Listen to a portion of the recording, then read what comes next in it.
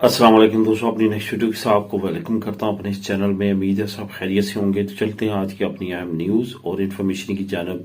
सबसे पहले जो दोस्तों बात करेंगे वो है स्पेन इमिग्रेंट्स जो इलीगल हैं उनके लिए एक अच्छी खबर, यानी कि इमिग्रेशन के लिए एक अच्छी खबर है कि इमिग्रेशन खुल रही है या नहीं खुल रही। इसके बारे में एक नई अपडेट है जो आप लोगों के साथ शेयर करूंगा, जो काफ़ी अहम अपडेट है। उसके बाद स्पेन नई आने वाली इलीगल फैमिलीज़ का मुस्तकबिल क्या है, इसके बारे में काफ़ी फैमिलीज़ और काफ़ी दोस्तों के कमेंट आ रहे हैं। इसको कवर करूंगा। काफ़ी ज़्यादा जो है इसके बारे में पूछा जा रहा है। उसके बाद इंग्लैंड प्राइम मिनिस्टर का एक और इनकार, इस पे बात करेंगे। और आखिर में आप लोगों के साथ कुछ अहम इन्फॉर्मेशन जो आप मुख्तलिफ कमेंट्स में पूछते हैं स्पेन मैरिज सर्टिफिकेट के बारे में, और एक अच्छी खबर जो देखने में आई है उस पर बात करेंगे वीडियो के आखिर में। आज आप लोगों के साथ जो मैं लिंक शेयर कर रहा हूँ वो है स्पेन इमिग्रेंट्स के लिए जो अच्छी खबर है इमिग्रेशन से रिलेटेड, वो आप लोगों के साथ शेयर करूंगा। उसके बाद इंग्लैंड के प्राइम मिनिस्टर का जो इनकार है, इसका लिंक जो है ये दोनों आपको नीचे बिल्तरतीब मिल जाएंगे। आप खुद भी इनको क्लिक करके रीड कर सकेंगे। तो दोस्तों सबसे पहले तो बात करते हैं स्पेन इमिग्रेशन खुलने के बारे में, जो अच्छी खबर है उसके बारे में। आपको मालूम है जब भी कोई मुल्क इमिग्रेशन ओपन करता है तो हमें तो ये नज़र आ रहा होता है कि क्या शायद वो उन्होंने इलीगल इमिग्रेंट्स पे एहसान किया है, लेकिन असल में अगर उनके पीछे तमाम कैलकुलेशन और अदाद-ओ-शुमार देखें तो आपको पता चलता है कि असल में उनकी अपनी मजबूरियां होती हैं जिसकी वजह से वो इस तरह के स्टेप्स उठाते हैं। इसी तरह अगर स्पेन को देखा जाए तो कड़ी से कड़ी मिलती हुई नज़र आ रही है, और ऐसा लग रहा है कि इमिग्रेशन अब इंशाल्लाह ताला इस साल के आखिर तक खुल जाएगी अगर पॉलिटिकली स्टेबिलिटी रही। क्योंकि अब तमाम जमातें जो हैं वो इस वक्त पेशोए की जो इस वक्त क़यादत है उसके पीछे काफ़ी ज़्यादा पड़ी हुई हैं। ख़ासतौर में बड़ी जमातों की बात करूंगा। अगर स्टेबिलिटी इसी तरह रही और इन्होंने रिज़ाइन ना किया पेशोए ने, और इनकी हुकूमत स्टेबल रही, इनके इत्तेहादी इनको छोड़ के ना गए, तो बहुत ज़्यादा चांसेस हैं कि इमिग्रेशन से रिलेटेड आपको की अच्छी खुशखबरी मिलेगी। यहाँ तक बात है आज जो मैं आप लोगों के साथ न्यूज़ शेयर करने वाला हूँ, बैंको दी इस्पानिया यानी कि बैंक की जो स्पेन की जो सेंट्रल बैंक है, बैंको दी इस्पानिया जिसको बोलते हैं, स्पेन का सेंट्रल बैंक जो है, जैसे हमारी कंट्रीज में मुख्तलिफ बैंक्स हैं जैसे स्टेट बैंक है पाकिस्तान में, इसी तरह यहाँ पे बैंको दी इस्पानिया है। उन्होंने एक रिपोर्ट जारी की है। उन्होंने उस रिपोर्ट में काफ़ी शॉकिंग जो रिजल्ट्स हैं वो सामने वो लेके आए हैं। उनका ये कहना है कि 25 मिलियन इमिग्रेंट जो है वो स्पेन को अशद ज़रूरत है। आने वाले वक्त में बूढ़ों की तादाद बहुत ज़्यादा होने वाली है। काम करने वाले इंतहाई कम रह जाएंगे। इसके साथ साथ उन्होंने खबरदार किया है कि यूरोप की उन ममालिक में शामिल है जहां पे बूढ़ों की तादाद ज़्यादा हो जाएगी, पेंशन लेने वालों की और काम करने वालों की तादाद कम हो जाएगी। इसके साथ साथ उन्होंने ये भी खबरदार किया है कि इस वक्त जो स्पेनिश लोग हैं जो ऑलरेडी यहाँ के नेशनल है स्पेन में, उनका जो बर्थ रेट है वो डे बाई डे गिरता जा रहा है। यानी कि जो शरह पैदाइश है स्पेन की नए बच्चे पैदा करने की, वो भी गिरती जा रही है, जिसकी वजह से आने वाले वक्त में स्पेन को काफ़ी बड़े प्रॉब्लम्स का सामना हो सकता है। यानी कि काम करने वाले कम लोग होंगे, बूढ़े लोग ज़्यादा होंगे। इट्स मीन के पेंशन ज़्यादा देना पड़ेगी और काम करने वाले लोग कम होंगे जो कि आपको टैक्स पे कर रहे होंगे। इसलिए उनका कहना है कि 25 मिलियन इमिग्रेंट की स्पेन को अनकरीब जो मुस्तकबिल करीब है उसमें ज़रूरत है।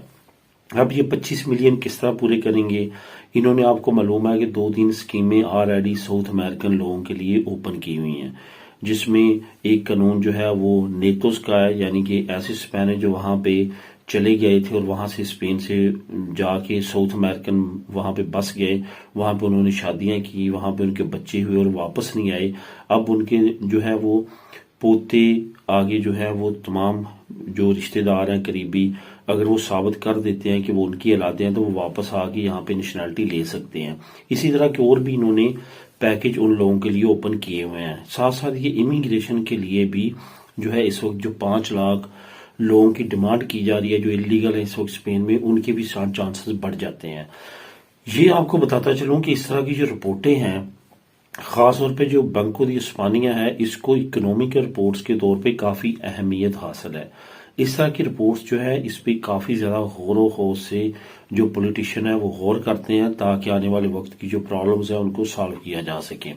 बहुत ज़्यादा चांसेस हैं कि अगर स्टेबिलिटी रहती है स्पेन में हुकूमत की और ख़ासतौर पे पेसोई की हुकूमत की तो इमिग्रेशन खुलने की काफ़ी ज़्यादा चांसेस हैं। और ये जो रिपोर्ट है ये एक और इशारा देती है इमिग्रेशन खुलने की तरफ। इसका लिंक नीचे लिंक नंबर 1 मौजूद है, आप खुद भी इसको क्लिक करके रीड कर सकते हैं।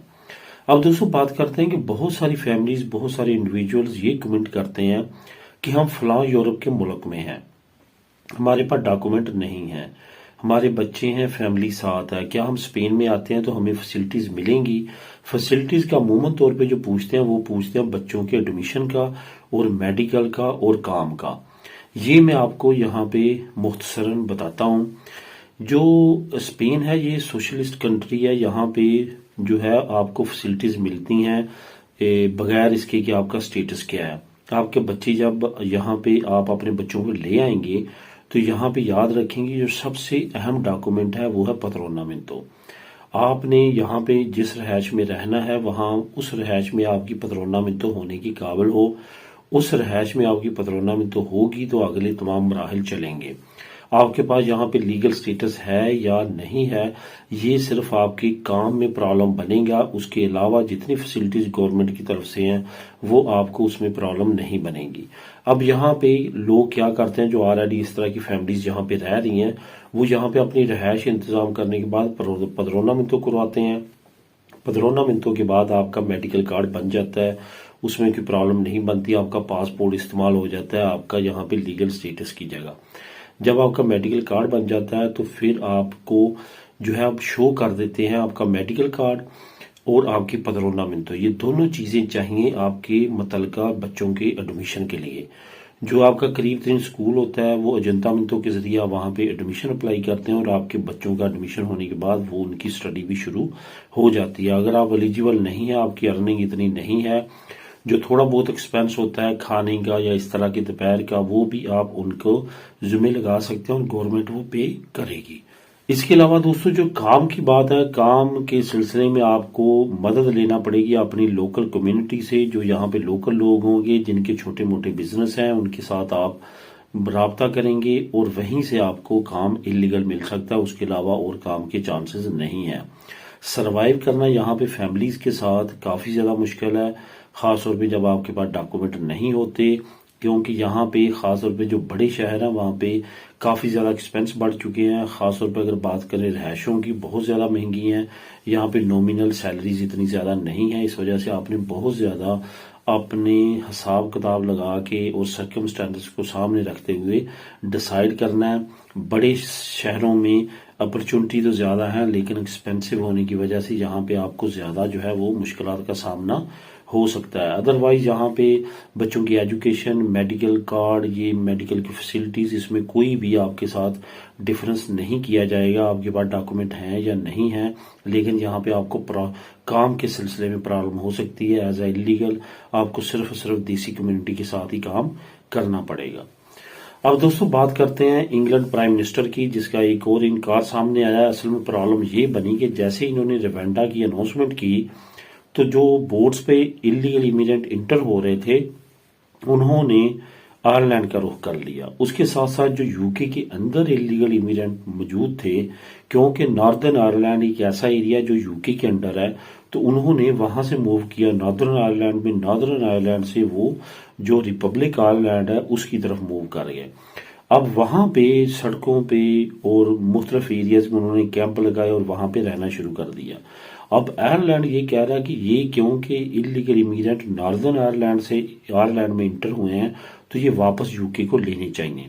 तो यूके के प्राइम मिनिस्टर ने इनकार किया है कि हमारे और आपके दरमियान कोई भी ऐसा मुआहदा नहीं है, इस वजह से हम ये इलीगल इमिग्रेंट को नहीं ले सकते, ये आप ही रखेंगे, आप ही इनको संभालेंगे, हम इनको वापस नहीं लेंगे।